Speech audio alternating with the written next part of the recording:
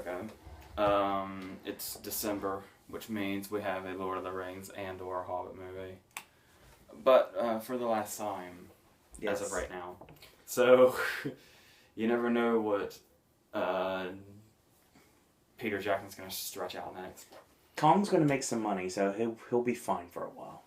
Yeah, especially since they have Tom Hiddleston and J.K. Simmons in it now. Yes. So, has he directly attached to that, or? I do know about the theme park attractions coming to Universal. So that's not helpful in the Peter Jackson conversation. But it's the King Kong, so I mean that's what I'm talking about. Okay. Before we go into this, which I mean, if you're like a frequent viewer, God help you. You've watched a lot of these videos. Then you already know what I think about An Unexpected Journey in the Desolation of Smaug. I guess that's how you say it. I guess you say it like OW instead of like, smoke and fog. Which would make more sense because fuck it. I just hear a southern accent whenever I hear Cumberbatch's voice because he's... Yeah, well, he could really take out the penguins now. Yes. Okay, so I figured that's probably relevant real quick if you don't know that. I'm one of the only people in the world that, like, I feel anyway, that really, really loved An Unexpected Journey. Like, I think it's on par with, like, Fellowship. I really, really just loved it for some reason. Desolation of Smaug, not so much. That review was more recent, so you may have a vague recollection of it, but I just thought it was incredibly dull until they...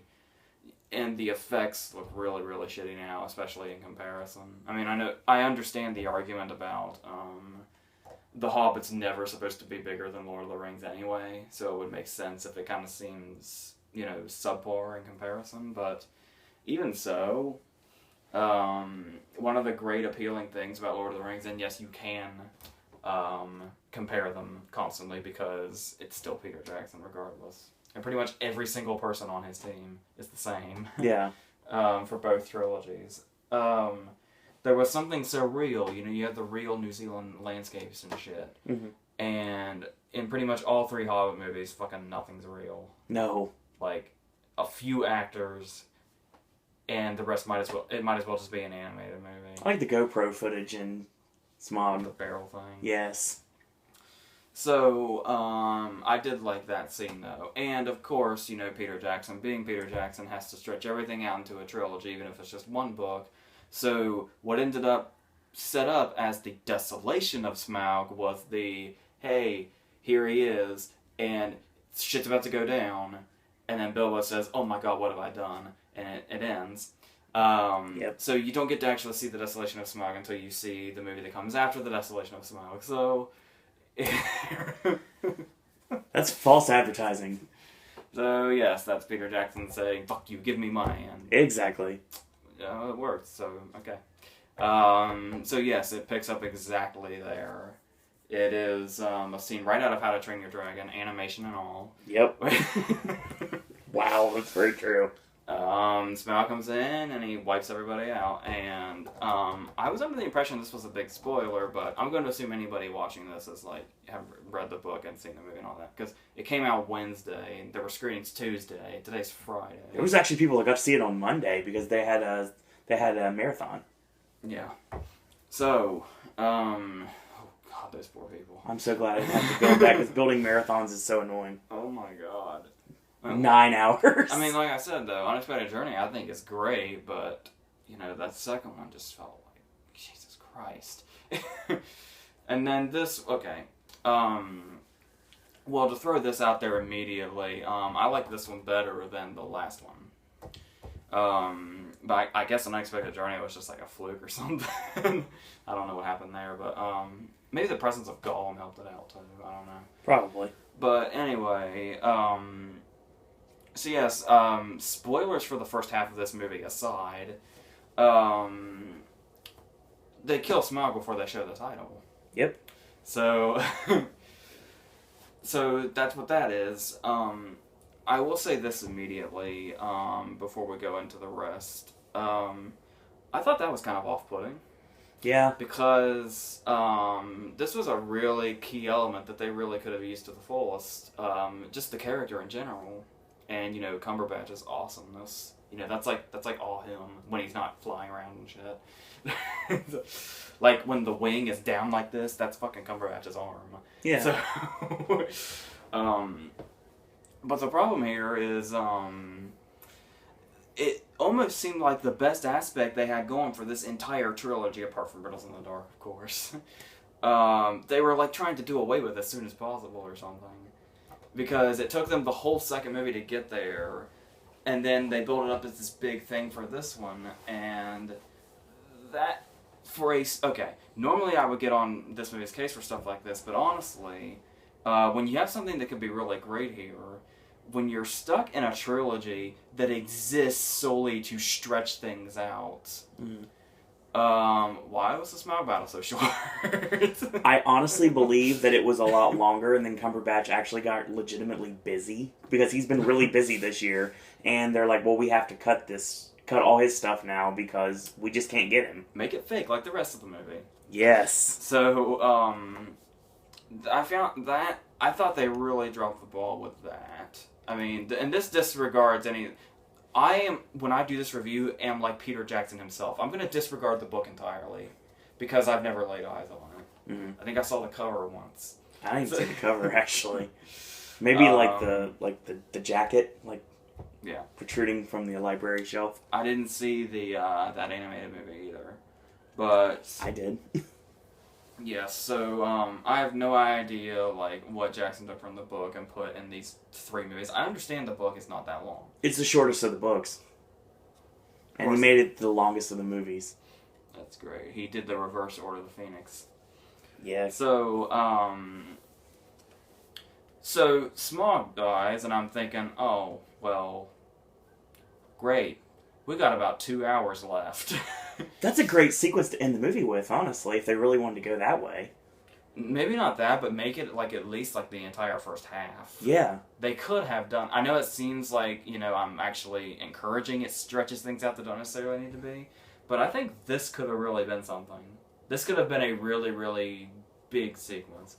You could have shaved off plenty of all those, final battle scenes. Yeah. And added more to this, if you absolutely must. It's like for every movie, Jackson has a runtime pre-planned. Yeah, I can see that. And then he does whatever he can to reach it, even when he's long out of material. So, because as soon as everybody learned that the title There and Back Again was changed to Battle of the Five Armies, they're like, oh, okay, this battle scene is going to be obscenely long. So... it could have been worse, though. I believe the battle scenes in Return of the King were longer, but then again, Return of the King is longer by about an hour, so... Yeah. Anyway, the rest of the plot, I guess. Thorin has now gone insane, because it's not just the ring now. It's not just the ring that makes people go insane. Now we have, this stone that they call, the Heart of the Mountain, or something. And it's basically to make a long story short, it basically is to Thorin what the ring is to everybody else. Mm-hmm. It makes him go crazy with greed and shit. Everybody wants the gold that was in Smaug's lair. He was using that to build an Oscar because he's going to lose to Michael Keaton later this year, but yes. Or early next year, I mean. But regardless, you just see a giant dragon trying to sculpt an Oscar with a cave full of gold. That's an incredible visual for everyone right there that's thinking about it right now, because I am. Well, clearly it's easy to liquefy the gold because it just has to, on it, so... Yeah.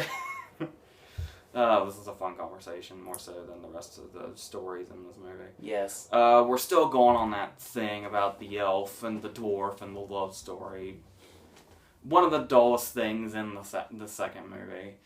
We're still, bringing that out all the way to the end of this one. And that's pretty much it. Just more of these, characters talking and foreshadowing to the Rings trilogy until we can get to the big battle. Because that's pretty much all that Jackson really put thought into, it seemed. Yeah. So, but even that, but we'll get there gradually. Because sooner or later, you have all these convergences. You have elves, and you have orcs, and you have dwarves, and you have humans, and everybody's just coming together all at once. And they're all just gonna, kill the fuck out of each other. That's what this whole thing has been building to. Yeah. So, yes. Now, for starters, one thing about the Rings trilogy is that, surprisingly, as many characters that were in that trilogy, you could keep track of all of them. A little easier to follow. They all had their own story going on, and everybody had, a distinct personality and a distinct look and everything. And every time it would cut around, you always were able to just kind of pick up exactly where that story left off. Yeah. Because you knew the characters so well. I gotta be totally honest with you, I know the names of about 3 people in this movie. I had to identify them by their actor, which I could barely do. It's like, oh, there's Luke Evans, oh, there's Lee Pace, oh, there's Evangeline Lilly. What are they doing? And then, all those, especially the dwarf characters, a lot of them look the same. Like, there are moments in this movie where people die. And, you could watch that in a Rings and be like, oh, man, they actually killed that guy. And, oh, man, they killed this guy. Even though, half the characters in this movie survive because they're in the goddamn Rings trilogy. Yeah, you have to kill everybody off or make everybody disappear that's not in the trilogy. Of course. So, people are getting off. And they make it this big deal, too. There's this big moment where I can't necessarily spoil it because I don't remember the fucking thing's name. But, one of the dwarves gets stabbed in the back and then thrown off the ledge. And there's this big no moment. And in my head, as this happened, I was thinking, no! Who was that guy? It's like watching Game of Thrones. Oh, God. So anyway, I won't even go into that because I don't want people hating me for what I'm saying about this and Game of Thrones in the same video. This could be the worst reviewed video we ever have. We're not done yet, sir. We're only getting started. I don't hate this movie or anything, by the way. I just think there's a whole lot... Okay. Yeah, I'd actually heard a lot of complaints about this before we went into it. About the foreshadowing. Just a whole bunch of pointless foreshadowing that we already know. Just like how in the second movie they made it like this big, big mystery before it was revealed, the eye and stuff like that. Like, oh, who could it possibly be? Well, now they're doing this. They do There's the thing at the end where Lee Pace says, you're going to come across a man named Strider, but I won't tell you his real name. So... Yeah, you almost saw the wink in your... Oh my god. Okay, anyway. There's that, and then there's the characters that return just for fan service. There is a scene that I hated so much. I may not have hated this movie, but this scene kind of made me twitch a little bit. There's a scene where they're being overpowered, and they need help desperately. So, Hugo Weaving and Christopher Lee appear from out of nowhere, and fight them off. And it's not so much that I hate about the scene. It's not like I don't mind. It's not like I mind when Hugo Weaving and Christopher Lee show up in a movie. That's perfectly fine with me. Yeah, of course. It's just the problem is that it was so obvious what they were going for because when Christopher Lee appears, we kind of throw out the posters. Yeah, I know it did. When Christopher Lee appeared, my anger pushed it over. I'm sure it did actually. Like the Force. Yes. Okay, so Christopher Lee appears, and he says, something, are you in need of assistance? And then he and Hugo Weaving fight them off. You do realize that if you're going to bring in any character, if you're going to bring a character in just to make the crowd go wild, are you in need of assistance is the go-to line. Was it tech support from Vanilla Sky? Oh, God. So, anyway, or Baymax. Yeah, Baymax works too. So, I'm now imagining... Are you in need of assistance? Christopher Lee and Hugo Weaving do the thing together. So, anyway, I am now so bored with this Hobbit review, I'm talking about the movie I accused of ripping off every movie ever made, so... We've come full circle. There's all kinds of things going on here, okay. Yeah. So, anyway, now, okay, there are... Okay, let's talk about the big battle now, because that's obviously the only thing Jackson cared about when he made this movie. Yes. There are... Okay. For starters, I know I say this a lot, but I really cannot express it enough when saying what's wrong with these movies. There are a lot of things in this movie that would be so much better if they looked fucking real. Yeah. I agree with that. There's just, with this and Exodus one week right after the other, this is too much fake to handle. Okay, so the issue here is you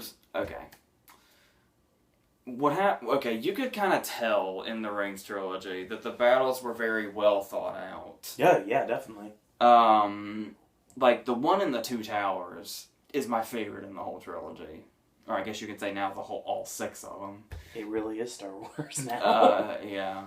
Yeah, there was something about the Hobbit trilogy being compared to the Star Wars prequels. It's not just the Clerks 2 references anymore. It's real. Mm-hmm. So, anyway, okay, so you got me lost now. Sorry. Okay, now there are things that were ridiculous in the original trilogy's battles. Yeah. Like, for instance, the battle I just talked about, I love. Mm. That battle has the scene where Legolas uses the shield and surfs down the stairs. Yep. Okay, yeah, okay. And the dinosaur tail thing. Yeah, that happened. But the problem with that is that those were a couple of stupid moments amidst great battle scenes in the Rings trilogy. Correct. Those stupid moments that were just here and there sparsely in those are what these battles mainly consist of. Okay, listen now. I understand completely, because if I liked this movie, I would use this as a counter-argument to this. It's a fantasy movie. Naturally, stupid, unrealistic things are going to happen, of course. No. But even in a fantasy movie where we're fighting orcs and elves and shit, there are things that happen during these battle scenes where I say, well, that's fucking stupid. Yes. There are 2 examples using the same area. I'm talking, of course, about the moment with the tower. Yeah. Okay, I believe it's Legolas involved again. Yes, it is. Yeah. Okay, so, we watched this movie 2 hours ago, and I'm struggling to remember what happened in this battle scene. Okay. So, Legolas has to get from here to here. But it's just an open mass. It is like 2 separate areas here. And he has to get from here to here. He has to get across this gap to get there.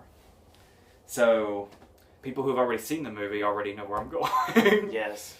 And you know exactly what 2 stupid fucking things I'm talking about happen in this scene. Yeah, I do. The first one is that he very conveniently gets on top of this giant orc's head, and he stabs it through the top of the head, and he's on top of it, and of course it's flailing around and it's like dying movements, because it's just been stabbed through the top of the head. But he somehow, I don't know if he's conducting it, or if it was the greatest luck in the history of fictional and real worlds, but this giant thing manages to ram into this giant tower. Yeah. And this tower just happens to fall over and make a perfectly aligned bridge to get from one place to the other. And that is not the stupidest thing that happens in this scene. The other thing is, while Legolas is in this battle going on this bridge that's made out of this tower, the tower starts to fall apart, piece by piece, brick by brick, really. And so he's in the middle of it, and this dude's over here on the ledge, the stable ledge, and he's on the tower that is crumbling down. So what he does is he starts to run, and it is all falling apart now. He just has these few bricks to go on. While these bricks are in mid-air, where they should be dropping instantaneously, they stay in the air long enough for him to jump on them like steps to get to the other side. Now, once again, fantasy movie, absolutely. But when the fuck did Legolas become Wile E. Coyote that things will freeze in the air for as long as they need to until he has done what he needs to do? I think if the bricks had fallen out from underneath him, he would have just stared at the camera and held up a help sign before dropping. Seems like something would be in a Zack Snyder movie, too. The help sign or the... little bit of column A, a little column B. I get what you're saying. It wasn't in slow motion at all. No, definitely not. But you see where I'm going from. The battle is filled with shit like that. But nevertheless, there are some cool things in there. Mind you, I can think of like maybe 2 of them. The simultaneous decapitation. Yeah. That is worth noting. Fake as it looked in all this CGI battle, that's as close as we got to something cool happening in this battle. And then there was there's the moment where like the bat thing, and Legolas like stabbed it through the head and then had to, that. But other than that, it was just kind of a bunch of CG people doing a bunch of CG stuff. Yep. And it was like watching the zombies pile on top of each other in World War Z. Remember how fake that looked? Yes. It's like somebody was like designing a video game and then they just like went to lunch. And that's what it... they just left it like that. Yeah, it definitely looks very video game-like many times during the movie. Yes. So, like I said, I could totally buy into,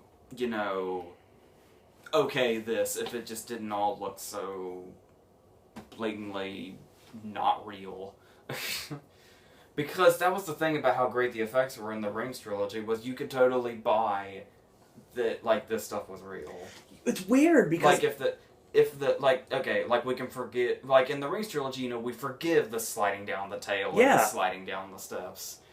That's because the things in the Rings trilogy looked so good. Yeah. You could just say, fuck it, I buy. Even that really shitty shot where the horse comes by and he, like, grabs it from underneath and then swings himself up on top of it, that was kind of ridiculous and looked a little shoddy, but... Even so, amidst this real-looking world, you were like, fuck it, I'm having fun. Yeah, I remember liking the Rings movies. I couldn't do that here because I was just so taken out of it immediately because, they're not even, like, trying.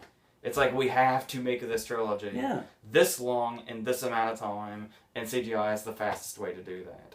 That's the excuse you always hear from directors, is anytime something looks like really shoddy CG, they say, well, we had a time constraint. So that's, I don't know. I don't know if it's cheaper or not, too. It might be. I would say it probably is, given the fact that I'm sure they put a lot of money into this movie anyway. And all 3 of them. I mean, to me, honestly, when I remember growing up and watching the Rings movies, I was already very grown by that time, but still. And I really enjoyed them. And I waited for the 2 Towers. And I waited for Return of the King, and I was really excited about them. And then when The Hobbit came out, I was like, this is my favorite of the series, and this is the one I really want to see on the big screen. And to me, it dropped the ball. Because battle sequence movies are not as good to me as they used to be. And you knew it was going to be, obviously bad the way it was stretched out. Mm-hmm. Because everybody remembers when it was only supposed to be 2 movies. Yeah. And then the news suddenly broke where it's like, you know what, fuck it, we'll make another trilogy. They could have done one. Do you think they even had any ideas in mind when they decided to make it a trilogy again? No, I completely don't think they did. The storylines here lead me to believe that, so... yes. That's, A little cut and paste, you probably could have made it into 1 movie and it still would have been... It actually might have been okay. But 3 movies? I'm curious. I'm, actually curious to read the book to see how much more, smoothly it flows. But, yeah. Now, this review makes it sound like I hated it a lot more than I did. I don't hate it or anything. It's just... It's there. It just... I don't know. You could have taken, the important elements of the second movie, which are, 2 things, and just put them in this one. Yeah. And you would have been good to go. But, you know, that's... I don't know. After An Unexpected Journey, I really, really wanted to like this trilogy.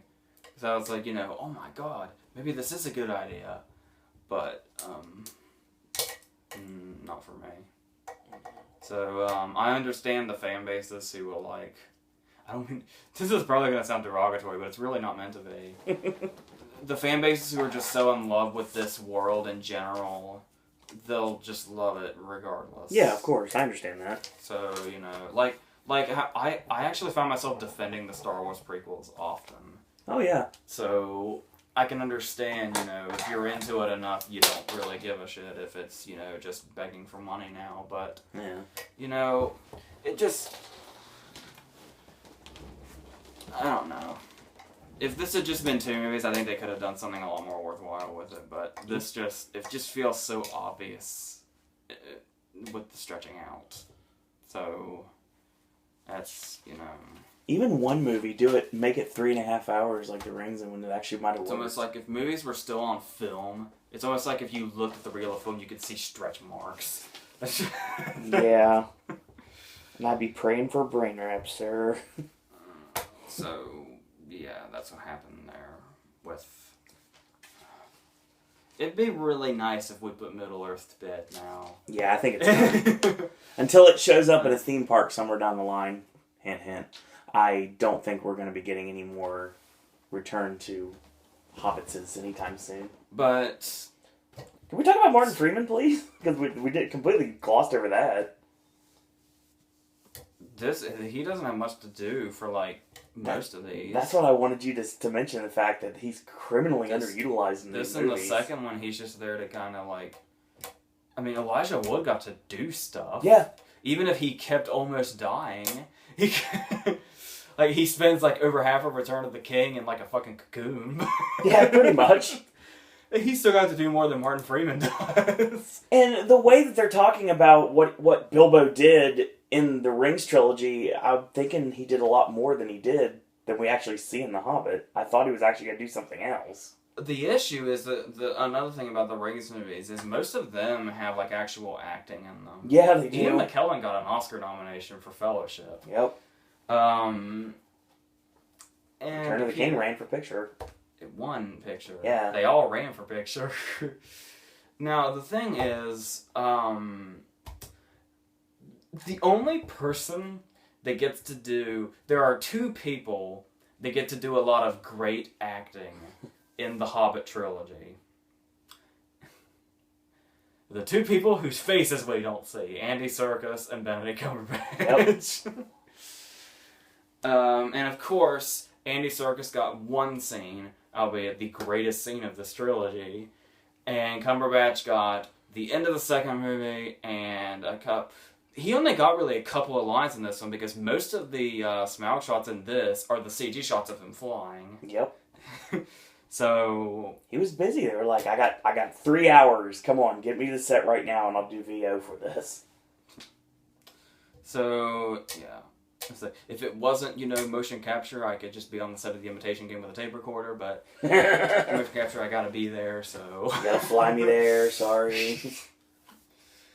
So, yeah, that's... Wow. Apparently, a lot of people are on the opposite spectrum of me. A lot of people hate An Unexpected Journey and think they get better. Oh. But, nope, I'm on the opposite end of that terrain, so... You're not alone, so don't feel bad.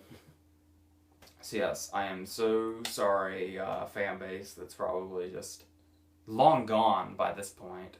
Or they're just staying this long to hate me as much as they can. Those are the people that watch the verses that watch Harry Potter trounce Lord of the Rings. Yeah. That's true. I did do the Rings video without people throwing a fit, so... Yeah, exactly. But, you know, I was praising them as best I could. Yeah. This, not so much.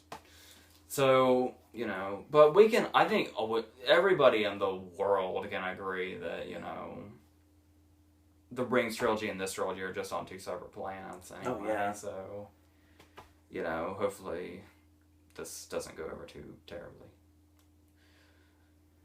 Okay. Speaking of terribly. Our second movie is A&E. There's a little backstory to Annie. I don't know how many people know it, but I'll go through it in case. This is Will Smith's thing. This was supposed to star Willow Smith, and it was gonna be kind of, saying like, hey, I put Jaden in all my movies, but I give you one. So, fuck you, Trey. So, who? He's the guy who lives upstairs in the cellar, right? So, eventually, I guess, if I remember correctly, Willow Smith just didn't want to do it anymore. I don't think she wants to act anymore. I thought I read something. She just kind of dropped out. So, because this is kind of supposed to boost her music career thing. She whips her hair back and forth. Well, anyway, obviously she decided she didn't want to do it anymore. Basically, the whole point was that she could be in this movie. Yeah. So Sony and Overbrook are working together here, and they have two options. They can say, well, we've got the money, but why don't we, scrap this and maybe put this money to something, we can... something else. Yeah. Maybe something more worthwhile. Of course. It's Annie. Nobody really, wants to see that again. Because the John Huston movie, nobody really cares for, and the Rob Marshall movie with Victor Garber and Kathy Bates, I think it's kind of liked, but there's not really a film adaptation of Annie that people like. There's no precedent, really. No. Now I understand, okay, I understand the thought process. Okay, why don't we set the precedent? Or you could just say, well, maybe that means this isn't a good idea. Like the Karate Kid. The Karate Kid turned out fine. But I liked it. But maybe that's what happened. Maybe I think that's it. The Karate Kid turned out fine. Trouble is, though, is Jaden stayed attached to it. Yeah. And Jaden actually can act. If Jaden had... For what it's worth, he did okay in that movie. What I'm saying is, if Jaden had said, I don't want to do the Karate Kid... It would have been dropped. They could have just, done that. Yeah. So, we don't know how that would have turned out. But Willow was done with this. Yeah. So, really everybody else should have been. But for some reason they thought, well, it's out there now, we better save face. Ironically, if they thought that. Yeah. Let's just make this fucking thing. It's like nobody cared about it anymore. They're like, oh god, it's been announced, the money's out there, we have to do it now. They could have done like a countrywide search for like the next Annie if they really wanted to do it that way. What they did was, it was already Black Annie by this point, so they had to stick with that. Herb Annie. I believe Jamie Foxx was always signed on. Correct. So they decided to get Quvenzhané Wallace because, Beats of the Southern Wild, 12 Years a Slave. Annie remake from the director of Easy A and Friends with Benefits, because that makes a lot of sense. Yes.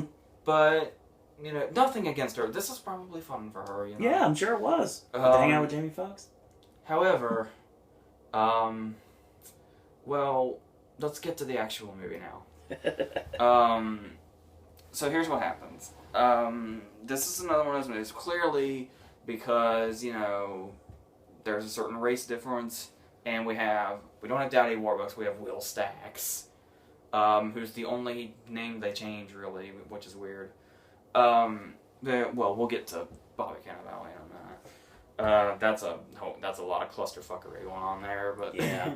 With not necessarily with him, but with the character, he's kind of somewhat supposed to be, but not really. But we'll take things one at a time here. Here's the thing. Clearly, this is one of those.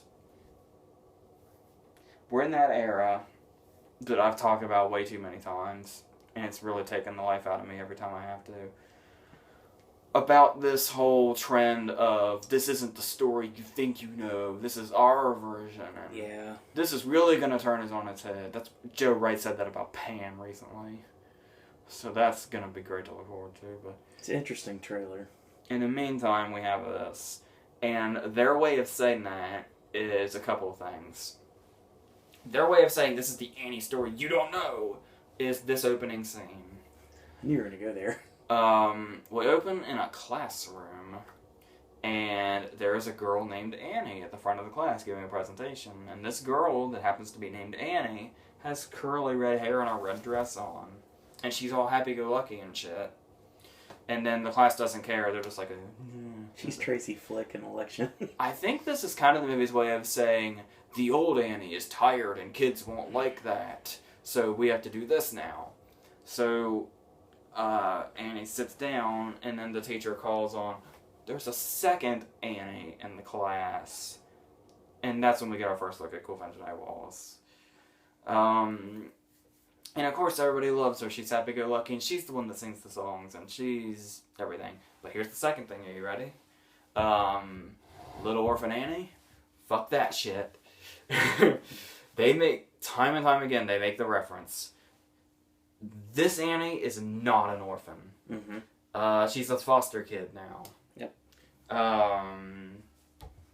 Because if anybody seems like they'd be a foster parent, it would totally be Miss Hannigan. But anyway, now, and they just do that over and over and over again. I'm not an orphan. There's this whole separate thing where she's like looking for her parents and shit, and she sits on the side of the road every Friday and expects them to show up at the bakery or something. It was an Italian restaurant. Oh, okay. Fine. I actually remember that. So... because she gets a cannoli at the end of the night. Yeah. Okay, so here's the thing. So then she goes home after I guess she sneaks out to do this. Mm-hmm. She goes there and she's with all the other orphans, and that's when we meet Miss Hannigan. I love Cameron Diaz. I do too. I think she can be really, really great. With comedy, with drama, various things. Well, action movies, anything really. Now, there's also some times, like pretty much every instance in this year, where Cameron Diaz has fallen a little short of her talents. The Miss Hannigan character that you know and love, you probably you mainly think of Kathy Bates in the Rob Marshall movie, if I had to guess. Yes. Well, the ultimate Miss Hannigan to me was we actually did this play in 6th grade. Nice. And this girl named Shannon played Miss Hannigan in it. And she was we were only in 6th grade, and she was so good that I always associate the character of Miss Hannigan with her before anybody else. Nice. Well, the problem here is that this character that Cameron Diaz is playing that is apparently Miss Hannigan happens to be... keep in mind, this is like, we're trying to be like a family-friendly movie. I got 3 different character traits from Cameron Diaz's Miss Hannigan. She's horny, she's an alcoholic, and she might very well be a drug addict. We are told many, many times to not get in the medicine cabinet, and we never get to see what's in it. She could be a prostitute, too. I mean, she gets mistaken for one, but she very well might be. No, I think she gets her money mainly from the foster. That's why she does the foster. Was it $152, $175? I don't. That's all she wants. That's the only reason she does this, for that money every month. There's like the weird backstory about being from CNC Music Factory. I don't even know what the fuck that was. It's just kill time. Anyway, this movie's 2 hours long. Yeah, it is. For no reason. You thought The Hobbit was bad about that shit. Yeah, no lie. Well, here's the thing. We haven't even scratched the surface of this movie yet, and I've been talking about it for way too long. Here's the thing. So she's always passed out because she's drunk. And then they have, like, this special services guy come over, this Mike Birbiglia. And she keeps trying to seduce him for some reason. Just because he's a guy. Like, she's not necessarily attracted to him. It's like she might be a sex addict, too. It's possible. It's very possible. She's always, like, wanting to see a different guy. And she dresses herself up for him when he's coming and everything. Bobby Cannavale, I can understand. Even as a straight guy, I can understand. If Bobby Cannavale is at your door, I'd probably, oh, gotta look my best for Bobby Cannavale. But, regardless of that, there are a lot of problems. my issue is, where do I start? Yeah, that's the problem. Let's talk about, which one do I talk about first? Annie the character, or the fact that it's a musical? We'll talk about the musical for starters. Okay. Yes, it's Annie. Of course it's a musical. But this version, there's a lot of problems with the fact that it's a musical. Let's start with the fact that, okay, now clearly for most musicals, like unless you're Tom Hooper's Les Mis, I guess, what you do is you pre-record the audio, and then you just kind of, you can lip sync, or I guess you can sing through it if you want to, but regardless, your audio is going to be taken over by the pre-recorded audio. Yeah. When the song happens. Well, for starters, obviously we have all these Jay-Z renditions of every song. We also have new songs, like, there's instead of the NYC number, they kind of replaced that with a kind of somewhat New York number, but it plays when, she and Jamie Foxx are in a helicopter and they're looking for cell phone towers. And this gets them in the mood for New York. Seeing the Statue of Liberty with a cell tower is probably right away what made it happen. It was like the Will Smith again. It was like the giant neuralizer being in the Statue of Liberty at the end of Men in Black 2. Yep. And yet Will Smith can't stop referencing himself because there is a moment where Jamie Foxx says the Fresh Prince lyrics. Because, it's like, okay, yes, Will Smith, we realize that you are the one responsible for this. So, if anything, you'd think he'd want to hide that, but you know what? God love him. So, anyway, the issue here with this pre-recorded audio is most of the time it just doesn't. Okay, look, I understand anything. There was kind of an opposite thing to this. When Convention Wallace got her Oscar nomination for Beasts of the Southern Wild, a lot of people gave credit to Ben Zeitlin and said that the performance probably was mostly on the part of him. Mm-hmm. Because, I guess they had to do, a shitload of takes until they finally got, the perfect one and stuff like that. And he had to, really, really get in there and really say, you really, really gotta do this. I'm gonna also blame this on the director. So, really, we have no idea of her acting talent yet. Because in 12 Years a Slave, she didn't really get any lines. No. And she was in, the 2 scenes at the very beginning there. Because there are a lot of things with... I guess I'm going to kind of just flow into this, talking about why the musical is a problem and why the character of Annie is a problem. The thing about it is, with the exception of Jamie Foxx, obviously, because that's just his thing, it's very, very, very hard to buy that the person singing in the pre-recorded audio is the same person that is singing on the screen. Particularly in Annie's case. Because Annie is singing these big songs, all of the songs that she has. Like, there's, Hard Knock Life and Tomorrow, and just every song in the songbook for this show.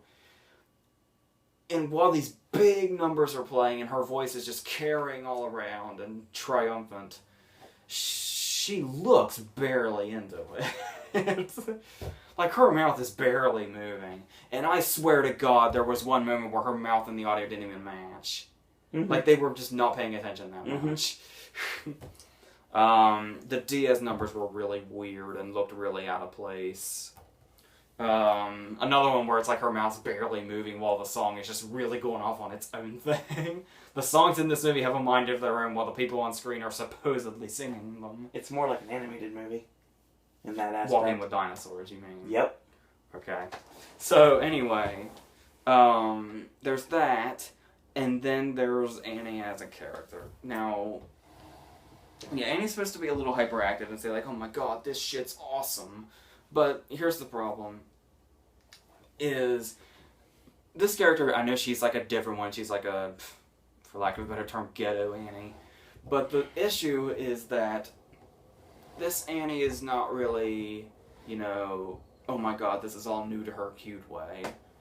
Because she had the smile. Once again, I'm not blaming Wallace at all. This is all on a director. Because I could just imagine her doing the smile and Will Gluck's on camera going, that is perfect, keep it that way. And as an actor, she does. But what the dude didn't seem to realize was that, am I totally wrong here thinking that this Annie was totally unlikable? Because let's be honest, maybe I'm overdoing it here, but I have to be totally honest. Whenever, I mean, the character's kind of supposed to be like a smart-ass type, you know? Like sassy and shit. But the issue is that every time she'd do that little smile, I could just, you know, imagine that we're supposed to say, like, oh, jeez, you know, huh? But, every time I saw that smile, I just kind of thought, what a smug little bitch. You're not wrong, but I mean, like, didn't really see that right away. Okay, if I were Will Staggs, and this Annie was living with me, maybe, not that I would really do this to a child, but we're just talking comedic stuff here. It's a fucking review for entertainment value. If I were Will Staggs in this scenario, I would say, okay, I need more pictures with you. I just need to have pictures taken with you. That's all I need you for. Wrap her up in duct tape, throw her in a closet, and wait for that time to come. Throw in some bread every now and then. So much easier. But no, we have to do the lonely millionaire who needs companionship thing. The whole, you know, why do you live alone in this big old house? And it's like, because I don't need companionship, because I got my money. You know, I'm not going to learn my lesson later about, you know, companionship and love and shit. So, yes. And speaking of that, we're introduced to a couple of other characters. I was really, really excited about this going in. With this movie, of course, just put to death immediately. Mm-hmm. But let me tell you what I was really excited about on paper. I saw the poster. It's like, oh, there's Jeremy Foxx doing the Daddy Warbucks thing. There's Cameron Diaz, I guess, doing the Miss Hannigan thing, weirdly enough. There's Gwen Wallace doing Annie. Oh my god. It's Bobby Cannavale and Rose Byrne, who are a couple in real life. Mm-hmm. That is the most perfect Rooster and Lily I can think of for a modern day version of Annie. Yeah? That is awesome. I wasn't thinking the right thing. No. Turns out, there's no Lily to be found at all. And Rose Byrne is actually the love interest character for the Daddy Warbucks character. And Bobby Cannavale is kind of Rooster, very, very, very loosely. Because he does end up being the villain. He is the one, you know, about finding the fake parents for her to take her away. And he performs Easy Street with Diaz. The trouble is that his character prior to this is just some dude that works for Jamie Foxx. He's like his publicist. I kept thinking of Dylan Baker in Head of State. Yeah, I can see that. And then in the last half hour, yes, do the math. We are about an hour and a half in before Bobby Cannavale's character kind of somewhat starts to turn into Rooster and suddenly, very abruptly becomes a villain. So, yeah, that was a huge letdown. Yeah. And now we have, there's some pre-existing songs in this, too. Well, for start, well, okay, first off, there are the songs from the show. There are new songs that they added, like the New York number. They also threw in Opportunity, which got a Golden Globe nomination, the song that she sings at Little Benefit. She puts the red dress on because she's kind of Annie, but not really. Yeah. And of course, Opportunity only exists because what you do when you make movies that are based on musicals is you turn them into musicals, but then you add a song that's your own. Yep. Because you still desperately, desperately, desperately want that Oscar nomination for original song. And you know you're going to get it just because you're a musical on principle. That's why you write original songs for pre-existing musicals. Yeah. When you're making film adaptations. But Into the Woods has one too. Yeah. So it does. So, but apart from those, there are also pre-existing songs in this movie. Let me tell you when this movie put the straw down the Burt Campbell's back here. Do you know where I'm going with this? I think I do. There's a moment where Bobby Cannavale has just recently turned into Rooster, abruptly. So he goes to Miss Hannigan's door. He's not her brother in this, by the way. And she sees that he's there, and she recognizes him as working for Will Staggs, and so she's like, oh my god, there's probably gonna be money involved. I better look good. And she's slutting herself up in the mirror. Mm-hmm. And well, you could put a number of songs with the image of Cameron Diaz trying to make herself look all slutty for Bobby Cannavale. Yeah. And the song there, I thought, number one, I thought I was hearing things. It's like, oh my god, I clearly have a brain tumor right now. My second thought was, it sounded like it might have been a ringtone or something. Yeah, could have been. No, but it wasn't. It was option C. It was on the fucking soundtrack to play over this scene.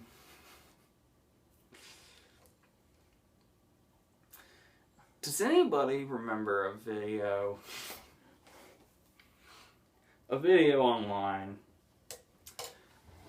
with a dancing banana? Yeah. And he was singing Peanut Butter Jelly Time.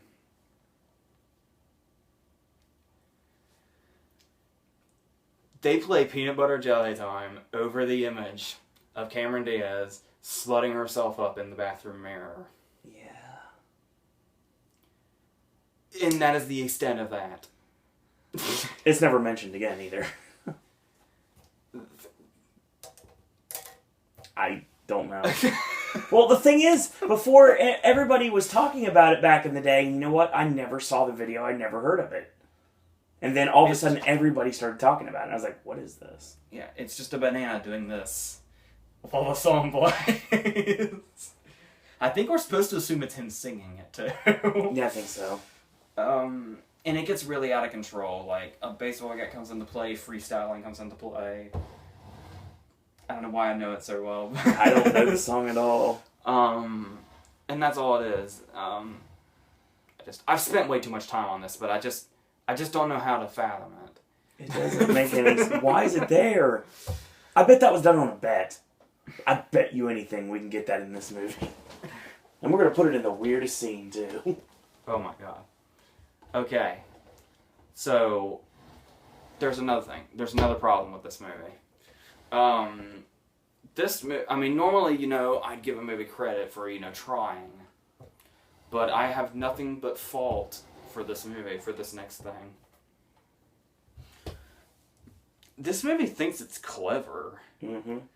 Like, this movie actually thinks it's making smart jokes. Here's the thing. There's a number of things. They think they're being real fucking cute with that Annie thing at the beginning in the classroom. But here, there is a whole big scene in the middle of this movie that is just basically one giant in-joke. For nobody. It's for us to think they're clever by making the joke, I guess. Mm-hmm. It starts with Stax telling Annie, hey, I'm going to a movie premiere. Do you want to come with me? And Annie's like, a movie premiere? Fuck yeah! So, they go to the movie premiere. Now, the first part of this is the fact that the only reason Stax is going to this premiere is because his cell phone company is featured as prominent product placement, and they were paid $500,000 to have it featured in the movie. Mm-hmm. And he's just there to represent the company for that.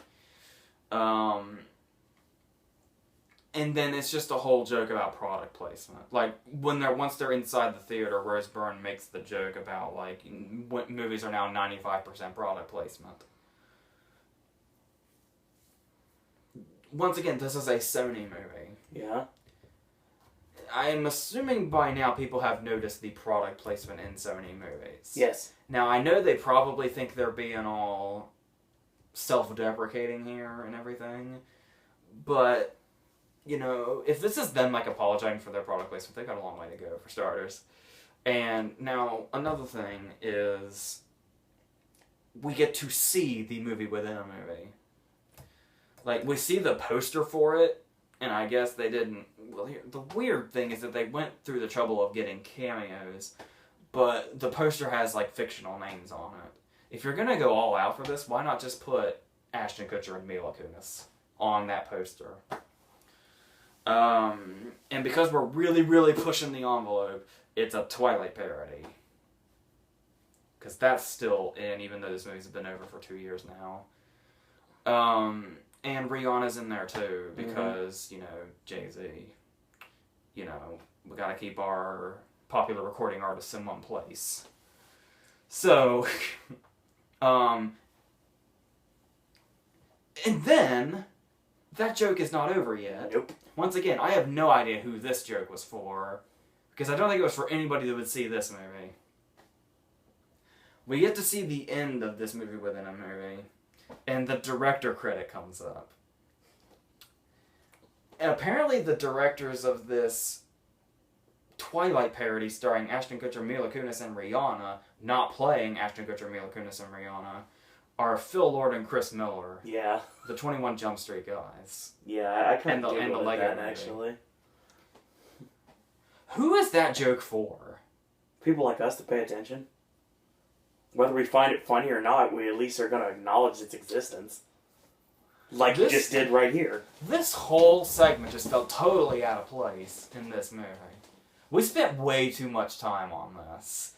So, like, they could have at least done the thing where it's like, you know, you don't actually see the movie within a movie. You just see them sitting in a theater and whatever dialogue took place takes place. Mm-hmm. Runtime, I guess? Yeah. Like I was talking about with Peter Jackson, I guess they had the runtime of 2 hours already predetermined, and they're like, well, we're going to reach that somehow. So, yes. There's a lot of things wrong here. The main problem here is that if this, the way they do that, and the way it, like, you know, gets so, like, this got, like, I think this got a relatively negative reaction when people said, like, you know, I don't give a fuck at all, but some, you know, people were up in arms that Annie's black now. And they were going to do other various changes to really update it, like, you know, Annie's got a Twitter, and just as she signs up, she's got over 1 million followers. And there's the moment where Diaz, you know, just shoehorns YOLO into a conversation. Because, you know, the hip people, this is for the hip people now. No one that says YOLO is hip. The problem here is that this movie plays into the, well, this is clearly how they were going to update it. Yeah. Like, when you think they're updating Annie, this is the fucking shit you know that's going to be in there. You know, like, whatever popular cell phone is going on, and, you know, Annie having 1 million Twitter followers, shit like that. If this movie were actually smart, or as smart as it thinks it is, I would totally buy it as it being a parody of what people expected it to be. Yeah. But it's not that. That's clearly not the case. No. It's serious. No. Well, it takes itself serious. And it really, you know, just, I don't know. And the whole subplot with Miss Hannigan and the cop from Dexter. What was that? He's also, he is Maroney on Gotham. Which I'm really, really behind on because I stopped giving a fuck. But you just give up on television rather quickly nowadays. We got The Apprentice coming up next month, so we'll have to kick back into that. So, yes. This movie failed on a lot of levels. Like, a lot of people were saying, like, oh my god, it looks so bad, but of course I hadn't seen trailers. I was thinking, well, you know, I don't think it could be that bad. I think people are kind of overdoing it, especially with the cast list. Mm-hmm. You know, you've got Oscar winner Jamie Foxx in there, you got Oscar nominee Gwendolyn Wallace, and then you have, you know, Bobby Cannavale, who just won the Emmy for Boardwalk Empire, which I was rooting for him to do. I did get through that season of Boardwalk Empire, and I haven't seen the last two. And, of course, Rose Byrne. Everybody loves Rose Byrne. This should not have failed like this. No. I think if it had, like, a more... Sorry, Will Gluck, I'm sure you're a nice guy and everything, but if it had a lot more of a competent director, I think that would have been a good start. Because this looks like a really sloppy-ass production when you look at it. Yeah. You know? So... Yeah. Wasn't feeling it. I did think it was kind of funny, though, that Annie Meets Will Stacks by she's laying on the road and she's about to get hit by a car, and then Jamie Foxx pulls her out of the way. And that's how he fucking met Spider-Man in a Sony movie. Yes! We'll talk about that in about a week. The reverse of that, when Electro's blowing the shit out of Times Square, there's a big Annie billboard behind him. Yeah, there is. You do notice what they try to destroy my career, will you? Well, with the character that Rose Byrne plays being Grace, you do realize they were trying to put Will and Grace together. This review is over. I knew I could done the party that quick. Nope, there's my Exodus notes. There's Night Museum. Are you almost done with your notebook? Mm-hmm. Well, after next week, maybe. Yeah, we got a lot of stuff we got to be doing soon. Okay, our last movie for this video is Night at the Museum. Secret of the Tomb. I couldn't remember what the title was until it came up. I had to wait for that. Yeah. So, okay. So I gotta make the Annie to Night at the Museum transition. I keep wanting to bash Annie, but we've already moved on. We're back to the movie that is the third part of the series. Annie was the only thing in this video that's not. Though it's the third well-known movie adaptation. Yeah, okay. So it's the third video, I guess. Okay. I was sitting here like in the theater watching this, just thinking, you know what, I don't really know how to review this movie. Yeah. So, no, I never like, I was never like hugely into the other two, but I thought they were fine. Yeah. Like, I saw Night at the Museum in theaters when it came out in 2006, mm-hmm. and I saw Battle of the Smithsonian when it came out in theaters in 2009. I haven't seen either one since the first time. Neither have I. Like, I've never like revisited them or anything, but they were fine. Yeah. So this one, I was like, all right, let's just do this. Okay. Yeah, it's fine. It's perfectly adequate family entertainment with a couple of risky things thrown in there that I'm a little impressed with. But yes. The main plot is we start in Egypt in 1938.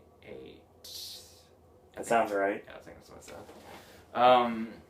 And we're in Egypt, and there's this kid, and he's with this crew. The only one I recognized from the crew was Matt Frewer, who is the guy you called out on looking like Judge Doom. He does. He really does. And we're getting the origin of the tablet, basically. Mm-hmm. And it makes sense for the plot, but when we were getting that, I was just thinking, does the tablet really need a fucking backstory? Are we just padding the runtime this much? But no, there's a reason it's for it. It's in line with the story. I thought I was watching the beginning of The Exorcist for a minute. It was kind of funny. So Max von Sydow should have been in the exploration group, the expedition. So yes, but whatever. So they find the tablet, and then we cut forward, and it turns out that this isn't a big twist. It seems like this should be building up for a big twist or something, but it's not a big twist. The kid in the expedition was Dick Van Dyke's character from the first movie. Mm-hmm. And the issue here is that everything's going great, everything's wonderful, and they're putting on a great show and everything, and Ricky Gervais is real happy. But then right in the middle of this show with a whole crowd, because he's convinced everybody that it's special effects, because these are really fucking gullible people. Yes. Like, it's all special effects, all the magic actually is. But the trouble is that all of them start to malfunction. And they don't really remember who he is. And then when they go back to normal, they don't know anything that happened. And it turns out that apparently the tablet is, like, deteriorating from, like, lack of moonlight or something.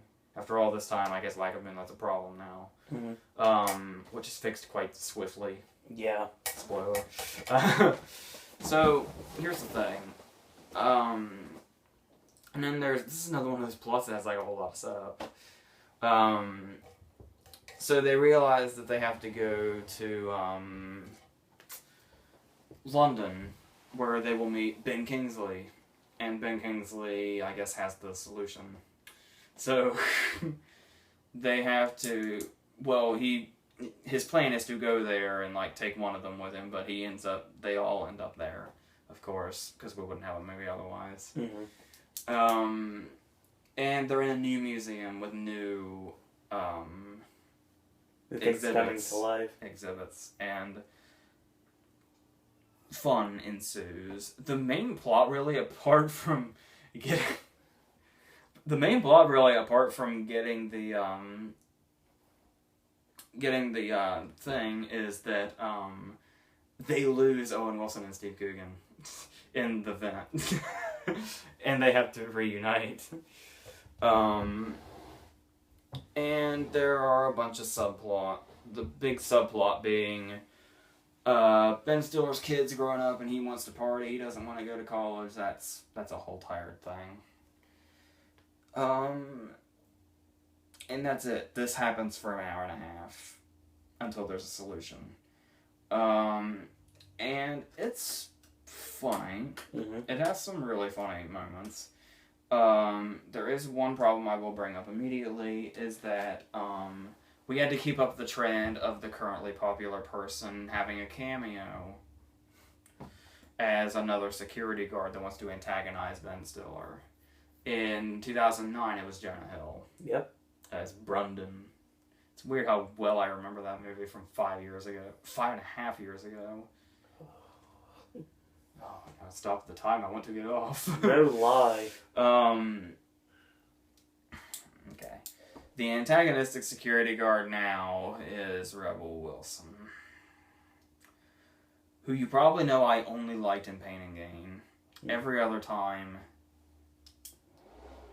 Please. Here's the issue. I'm a huge fan of Pitch Perfect, you can probably guess. Can't wait for Rat Review next year. Woohoo! Fuck off. So, I'm biased, you know that. as you can probably guess, one of the big issues with the comedy in this movie is the fact that they realize they have Rebel Wilson. So instead of doing this one scene where they show up at the museum and she's there at like the security booth, Guard check, and has to let them through, God forbid, God will strike us down if we don't leave it alone. So what was probably set up to be this humorous cameo has to be a full-on part now just because of the casting choice. Sex Drive. That comes to mind immediately when you think of something like that. So, this is much more annoying. Well, I agree with that completely, but the setup... And the trouble with this is that she's doing her shtick. And everybody involved in the making of this movie apparently loved that goddamn shtick. I know. And the theater where we're in did too. So, here's what you do when you have somebody who's currently popular, who's not that goddamn funny, in a comedy making an appearance as a side character. You keep bringing that person back over and over and over and over again. And whenever they are on screen, you make the scenes go on and on and on and on. Because audiences just can't get enough. That's the way of thinking, I guess. Because Sean Levy, the director, is a very, very fucking commercial director. Mm-hmm. I think I don't want to jump on it right away and say his first movie, but I believe one of his first movies was Big Fat Liar, which is hysterical. Yeah, I love that movie. And feels, like an original idea that takes some original approaches and is really great in how it handles its comedy. Doesn't overdo things, doesn't do things too much. Everything. Like, even... That whole movie, the entire second half of that movie, Paul Giamatti is blue and has orange hair, and that movie is so well crafted in its comedy, is that joke doesn't get old because they keep doing new things with it. Yes. And after a while, they just let it go. Like, he's just blue, and you just have to live with it. But since then, he has gotten, his movies are very, very commercial. So, I'm about to mention another one of his movies in a second. But for starters, let's talk about some things. Step one, making a commercial comedy. Technology references. Mm-hmm. In the first 10 minutes, there is a long scene devoted to YouTube. And then shortly after that, like right after that really, there's a cameo by Candy Crush. Because the kids are going to go, I can relate! Because I do that shit.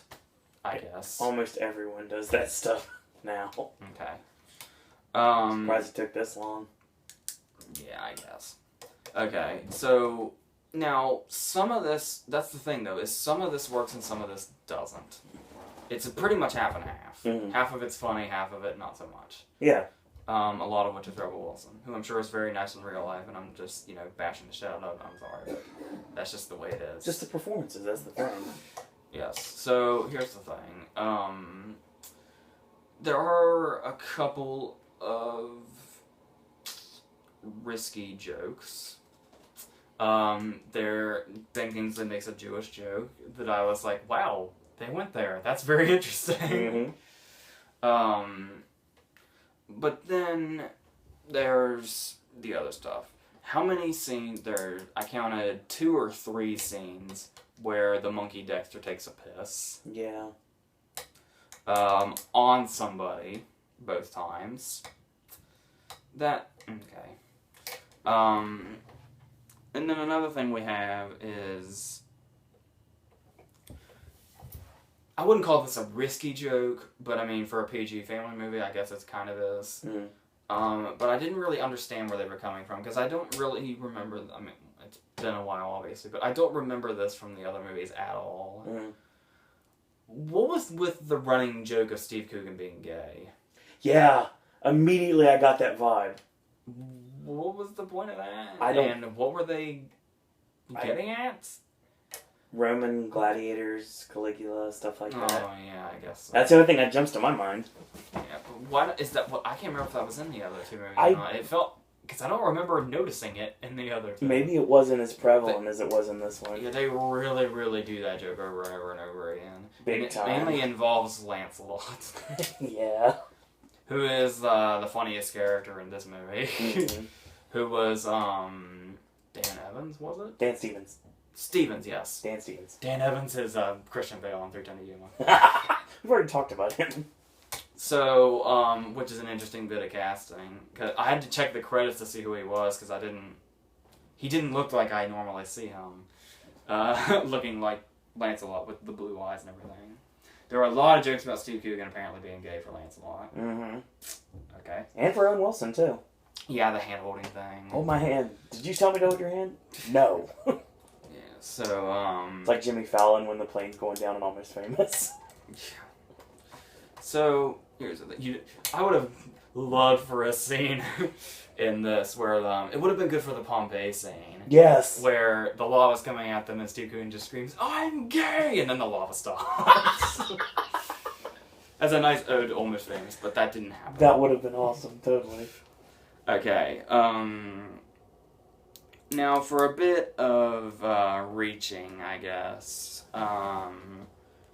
there are some, well, okay, there's an interesting moment in this movie where they kind of play it up like it's going to be creepy about the other exhibits coming to life, Mm-hmm. but then once Lancelot comes to life, that's pretty much all they focus on with the new ones.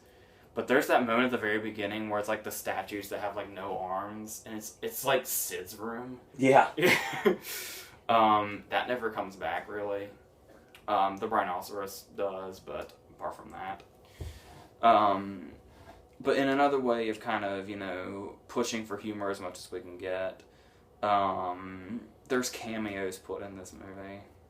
Yeah. There's a moment where Lancelot goes to a showing of like a Camelot play. Yep.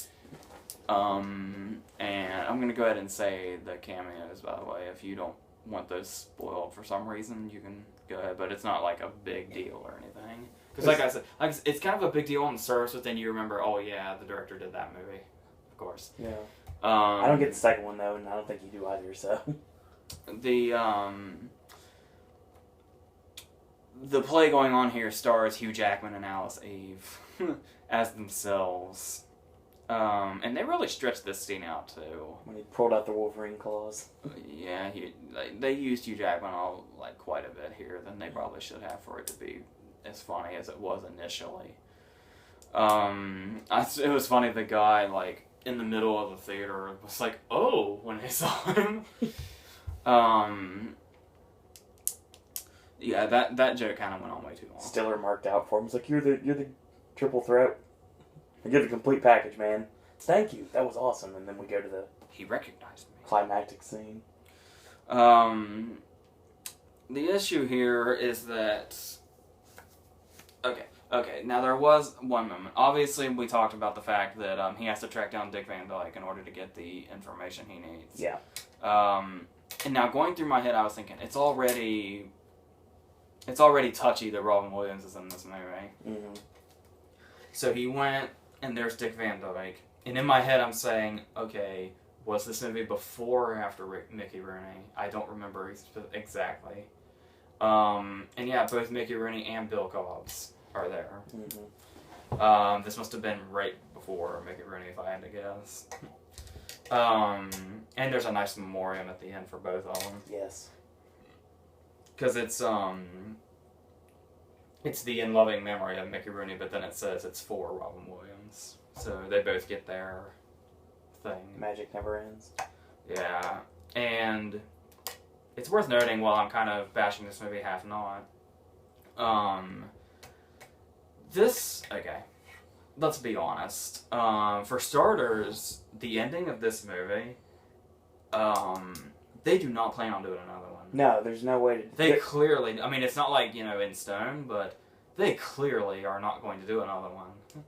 Because they really set this up. I was telling you when we were leaving, this movie is more a finale to a trilogy than Battle of the Five Armies was. Oh yeah, without a doubt.